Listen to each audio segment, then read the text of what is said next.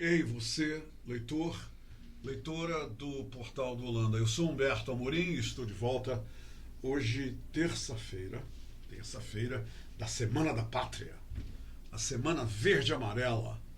E nós estamos aqui com todo o gás, com todo o entusiasmo e patriotismo de volta para entrevistar mais uma personalidade, mais uma autoridade que vai abordar um assunto de todo o nosso interesse.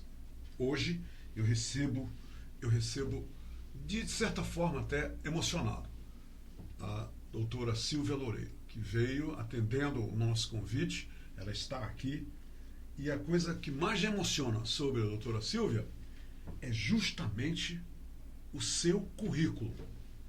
É justamente aquilo que a tornou capaz de visitar estúdios de televisão, canais de televisão, portais, para falar sobre a sua expertise. A doutora Silvia Loureiro, para começo de conversa, ela é professora da Universidade do Estado do Amazonas, a UEA. E ela também ela possui graduação em Direito pela Universidade Federal do Amazonas, formou-se em 1998, e especialização em Direito Processual pelo Instituto Superior Administração e Economia da Amazônia, Fundação Getúlio Vargas, em 1999. A doutora Silvia Loureiro é mestre em Direito e Estado pela Universidade de Brasília, a UNB, 2003. Possui doutorado em Direito na área de concentração em Teoria do Estado e Direito Constitucional pela Pontifícia Universidade Católica do Rio de Janeiro, a PUC, no Rio de Janeiro, em 2015. E foi investigadora em programa de pós-doutorado na Faculdade de Letras da Universidade de Lisboa, no Centro de Filosofia, entre dezembro de 2018 e fevereiro de 2019. Ela atua como professora tanto na graduação do curso de Direito quanto no programa de pós-graduação em Direito Ambiental na Escola Superior de Ciências Sociais da Universidade do Estado do Amazonas e faz parte do mestrado profissional em Segurança Pública, Cidadania e Direitos Humanos, também na UEA. Leciona nas áreas de Direito Constitucional e Direito Internacional. Desenvolve atividades de pesquisa e extensão na Clínica de Direitos Humanos e Direito Ambiental da ESO-UEA. Pesquisa sobre temas de direito internacional, dos direitos humanos e direito constitucional. Falei para vocês? Está aqui. É com ela que eu vou conversar a partir de agora. Doutora Silvia Loureiro, seja muito bem-vinda à Hora do H aqui no Portal do Holanda. Muito me honra a sua presença. Eu agradeço muito o convite e me sinto muito feliz e com uma enorme responsabilidade de conversar com você sobre o tema do programa de hoje. Doutora Silvia, eu acabo de ler o seu CV profissional. A senhora tem estudado um bocado, não tem, sim, doutora? Porque, bastante. Me diga, para chegar a todo esse credenciamento, a senhora dedicou grande parte da sua vida ali, queimando pestanas, estudando. Eu estou correto? Eu estou imaginando isso. Muito estudo lhe deu esses títulos todos, não é isso? É uma escolha de vida, a profissão que eu decidi abraçar é a docência superior. Então eu faço isso não como um fardo, mas com enorme alegria de trabalhar com educação superior e, sobretudo, educação em direitos humanos. Quando foi que a senhora de repente teve essa epifania, a senhora teve essa revelação da educação que a senhora deveria seguir escolhendo o direito?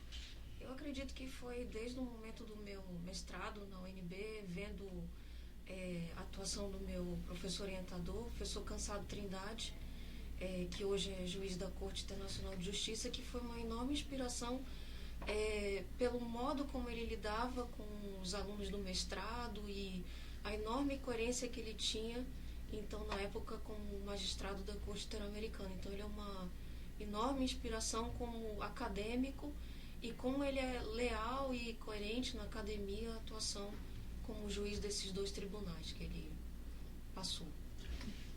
Em todo esse riquíssimo currículo que eu acabo de ler da senhora, a senhora escolheu e se dedicou a uma especialidade? Eu poderia dizer que a senhora, dentre todas essas credenciais, há um destaque especial de especialidade?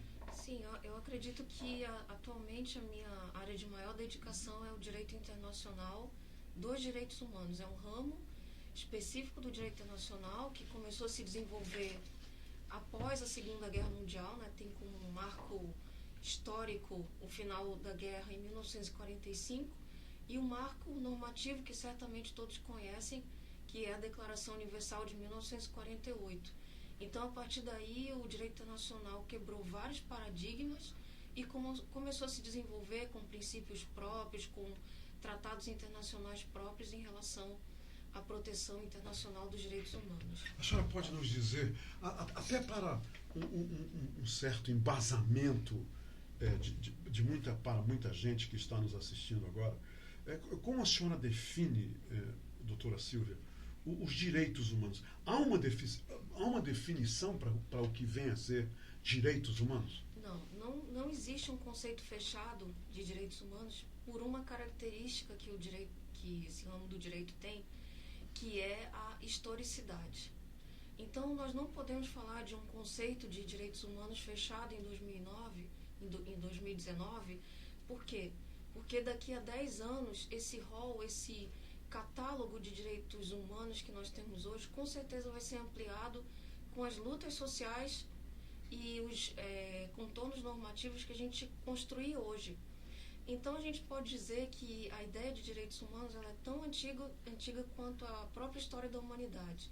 Aonde existiu luta contra a opressão, contra a marginalização, contra o tratamento cruel, desumano, penas degradantes, há direitos humanos. E da antiguidade até 2019, esse catálogo foi ampliado imensamente. Então, eu não posso dizer que há um conceito, um mínimo de taxatividade em direitos humanos hoje, porque esse catálogo está aberto para o futuro. Direitos humanos é, antes de tudo, lutas sociais. A senhora quer dizer, então, por exemplo, e a declaração maior, até eu estou apelando para uma declaração religiosa de amar o próximo da mesma forma que você se ama, como a si mesmo. E isso tem alguma relação com direitos humanos, doutora? Tem toda a relação. Apesar da gente sempre colocar que os direitos humanos começam com a filosofia do direito natural na Grécia Antiga e com toda aquela ideia de unidade do gênero humano que se desenvolveu na Antiguidade e depois passou para a Idade Média, a religião católica teve uma importância fundamental para cristianizar esse conhecimento helênico sobre o direito natural. E a gente pode dizer que durante a Idade Média, dentro da religião católica, esse preceito do amar ao próximo como a si mesmo, esse preceito de dizer que todos nós somos filhos de Deus e que somos iguais aos olhos de Deus, somos imagem e semelhança de Deus, foi um dos preceitos que depois, na modernidade, foi laicizado e entrou em todas as declarações constitucionais de direitos. Então, essa nossa herança do princípio da igualdade, que é laico, que está nas declarações, nas constituições, ele é, antes de tudo, um princípio que floresceu na Idade Média graças à identidade feita com a religião católica. A filosofia grega se cristianizou e, com a modernidade, se laicizou e se tornou hoje o que nós temos juridicizado como direitos humanos. Então, é uma longa tradição que passa pela filosofia e a teologia. Então, o que nós temos hoje é filosofia e teologia revestido de um capital jurídico importantíssimo que foi dado pela modernidade. Então, é um legado civilizatório. Direitos humanos não é algo que a gente conquistou agora. É um parâmetro civilizatório que tem extrema ligação com a nossa própria história de humanidade. A questão quando se diz o meu direito acaba onde o teu começa, isso também pode ser relacionado a questões dos direitos humanos, doutor? Sim, porque há uma tensão entre o individual e o coletivo. Então, essa tensão, ela tenta ser balizada pelas regras de obrigações do direito. E isso vem na Declaração Universal dos Direitos Humanos, quando nos artigos finais da declaração existe não só o reconhecimento de um catálogo de direitos que são individuais, mas também os deveres do indivíduo com o grupo, com o coletivo. O indivíduo não pode invocar os seus direitos humanos para violar o direito do coletivo. Então, isso é balizado pelos direitos humanos, é uma convivência harmônica entre o individual e o coletivo. Doutora, para que se entenda melhor os direitos humanos, para que os direitos humanos sejam mais observados, é preciso que haja um trabalho constante, como se fosse da implementação de uma cultura. Sim. Porque muita gente acha que direitos humanos, e isso eu estou lhe dizendo porque vejo na televisão, leio nos jornais, acho que os direitos humanos, em muitos casos, é você passar para alguns os direitos e para outros que estão sem, segundo o observador, quer dizer, como eles fazem o equilíbrio dos direitos humanos. A senhora concorda com isso? A ideia dos direitos humanos, como eu mencionei anteriormente, é a ideia de unidade de gênero humano, né? Todos são iguais porque todos têm a mesma identidade de ser humano, qualquer que seja o local geográfico, ou qualquer que seja a religião, a posição social, ou seja, não pode haver discriminação de qualquer natureza. Então, essa ideia de dizer que um grupo tem mais direitos que o outro, ou que direitos humanos são dos bandidos e os humanos direitos é que têm direitos, essa é uma ideia muito superficial de direitos humanos, porque a ideia não é fazer dicotomias de classes que têm direitos, de grupos que têm e grupos que não têm. Cabe a cada indivíduo e cada grupo social lutar pelos seus direitos. Vítimas ou bandidos, trabalhadores ou empresários, homens ou mulheres, não há distinção, não há dicotomia. Os direitos humanos, frutos dessas lutas sociais, lutas históricas, heranças teológicas, pensamentos filosóficos, ele prima pela unidade do gênero humano. E esse conflito entre nós e os outros é um conflito inerente à luta dos direitos humanos. Parece até paradoxal, porque da feita que nós afirmamos que os direitos humanos são universais, ao mesmo tempo os direitos humanos preservam a diversidade. Nós somos unos dentro da nossa diversidade. Então, realmente, não cabe simplificações para entender direitos humanos. Não cabe a gente ter uma visão superficial de momento para tentar entender a beleza e a diversidade do que são os direitos humanos. Eu estava vendo ontem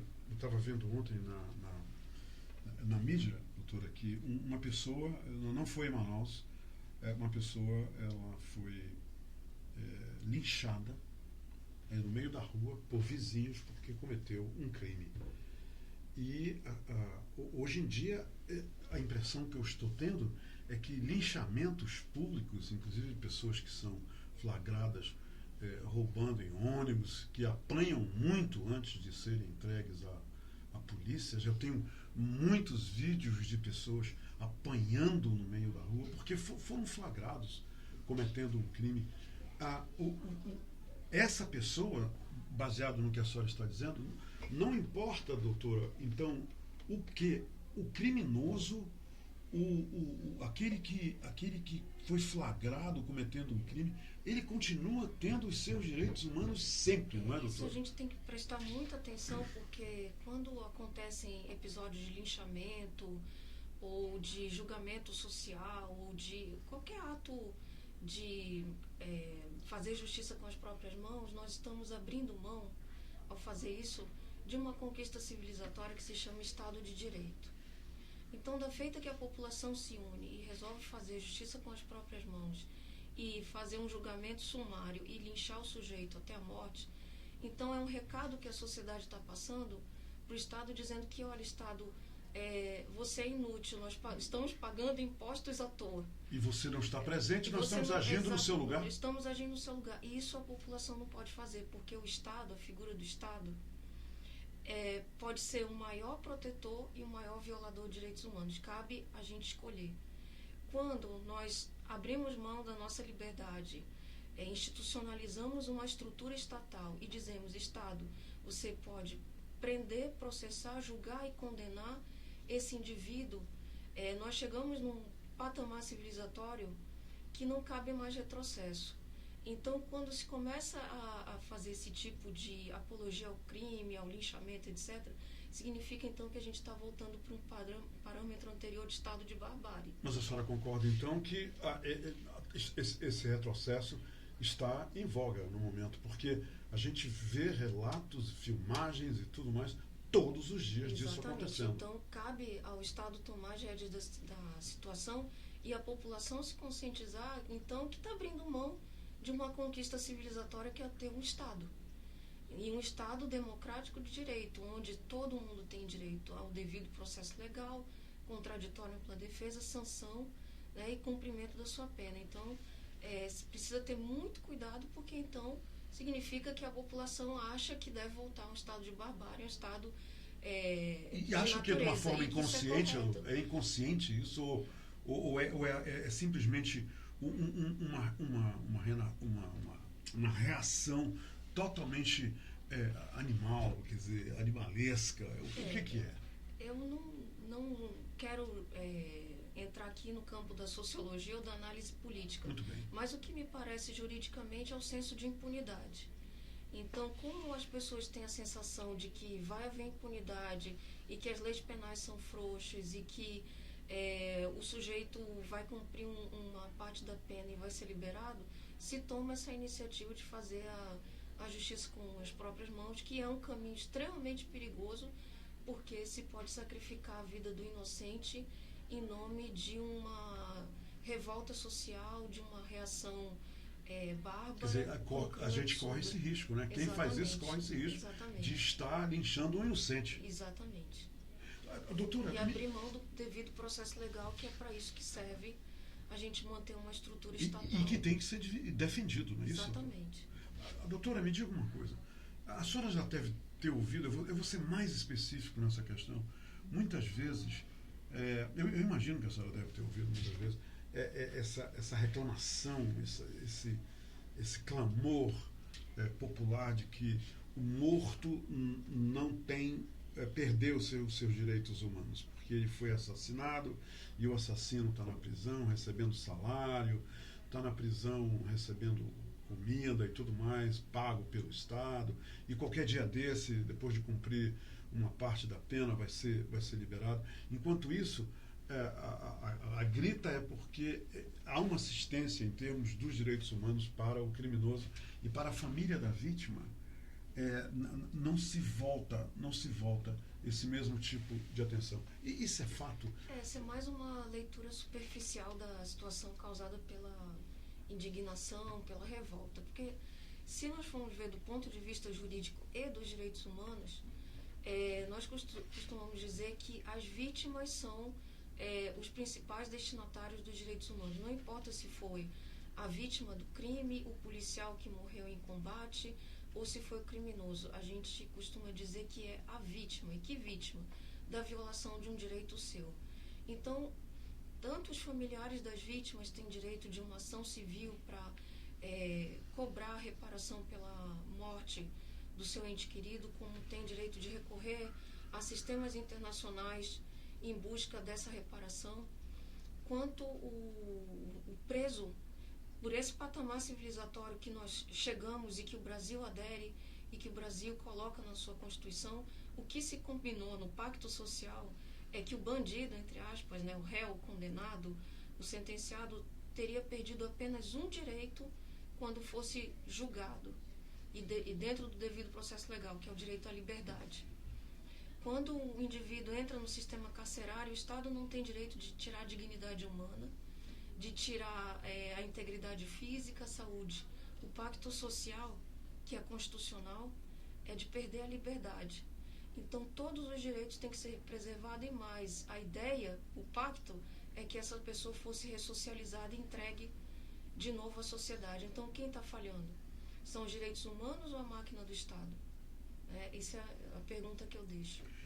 A senhora, doutora, a senhora faz parte do mestrado profissional em segurança pública, cidadania e direitos humanos. Na questão da segurança pública, como é que a senhora analisa esse crescimento nos últimos anos enorme, tão visível da violência e a maior parte por motivos banais, quer dizer, pessoas assaltando uma pessoa por um celular e dar um tiro na pessoa porque não entregou o celular. Quer dizer, isso tornou-se algo que a gente se depara todos os dias. O que a senhora atribui esse aumento, tamanho de tanta violência que a gente não estava acostumado a experimentar nesse país, dessa forma? Infelizmente os números são alarmantes, mas não existe só uma causa, né? Quem dera que houvesse só uma circunstância de causa e efeito. Mas a gente pode dizer que as questões passam desde o problema de implementação de direitos sociais, como educação, saúde, moradia digna, todo esse catálogo de promessas constitucionais que não foram cumpridas, passam pelo problema da crise econômica, do desemprego e até mesmo a questão do alto apelo de consumo. Então, é uma série de fatores que o direito não tem dado conta. E que talvez implementar um modelo não de segurança pública, mas de um modelo de segurança cidadã fosse um caminho, né? De um modelo de prevenção, um modelo de implantação da segurança no bairro, na comunidade. A senhora está sugerindo isso, então, doutor? Não é uma sugestão, é uma opinião, né? Uma opinião, claro. Então, seria um modelo de segurança cidadã, que não vê tanto o ente estatal como protagonista, mas a cidadania como protagonismo, né? Doutora, eu estive no centro hoje de manhã, no centro da cidade de Manaus hoje de manhã, e vou lhe dizer onde, ali atrás da Matriz, da Catedral da Matriz, e também na rua Henrique Martins. E vi, há pouco, pelo menos 2 horas, uns 100 números expostos em bancas, doutor, em bancas de madeira, sujeito vendendo celulares iguais a este aqui, sem nota fiscal, na via pública. Eu acabei de ver isso. E quem for agora no centro e quiser conferir, verá mais de 10 celulares lá sendo vendidos sem nota fiscal, sem nada. Essa questão das pessoas comprarem o celular sem nota fiscal, sabendo que foi roubado. Isso, eu acho que não é aí que reside o grande problema, doutora? Não, esse é apenas um dos fatores, a questão, como eu coloquei, do consumo, né? Que a pessoa se esquece que está cometendo um crime também, a receptação, né? Então, comprando algo que é com fonte duvidosa, né? Que tem evidências de que é roubado, né? Sim. Produto de crime. Então as pessoas também não têm, conseguem muito apontar o dedo para o vizinho e não pegam seus próprios deveres humanos, que é outro tema interessante. Se fala muito em direitos humanos, mas se fala dos deveres com tanta ênfase. Pouco se fala dos deveres humanos. E os deveres estão na Constituição, né? As pessoas que não se dão conta. Direitos e deveres individuais. O dever da pessoa enquanto cidadão, indivíduo, e do cidadão com grupo, como eu falei anteriormente. Então, essa é uma outra leitura superficial que se faz dos direitos humanos, como se eu só tivesse os bônus, mas viver em sociedade também tem os seus ônus. E isso são os deveres humanos. Doutor, eu soube, através do presidente da OAB, o doutor Choi, que a senhora será alvo de uma homenagem agora no mês de outubro. Que homenagem é essa?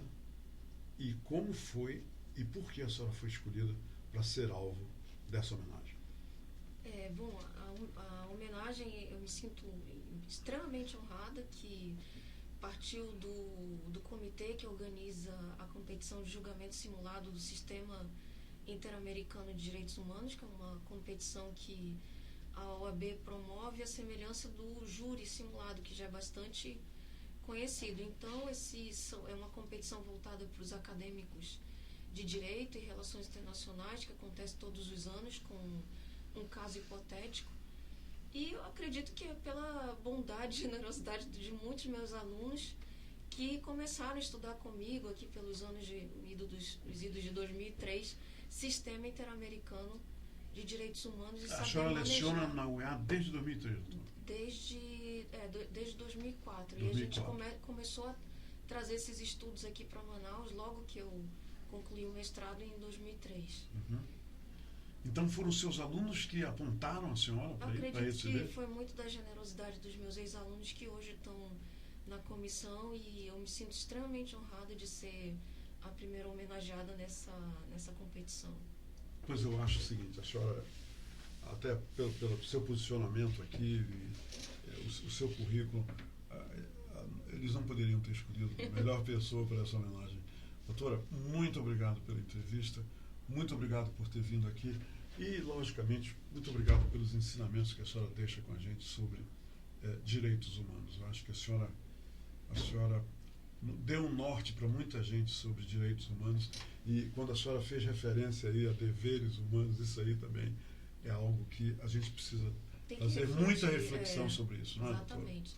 Porque é muito fácil falar do vizinho e dizer, eu não preciso de direitos humanos porque eu não me meto em confusão, eu sou uma pessoa direita, mas você, quando tem esse discurso, você abre mão de um legado histórico que demorou muito para ser construído e não pode ser abandonado, ao mesmo tempo que você tem uma responsabilidade social, né? Então, é extremamente importante discutir esse tema, e eu agradeço muito o convite e fico à sua disposição.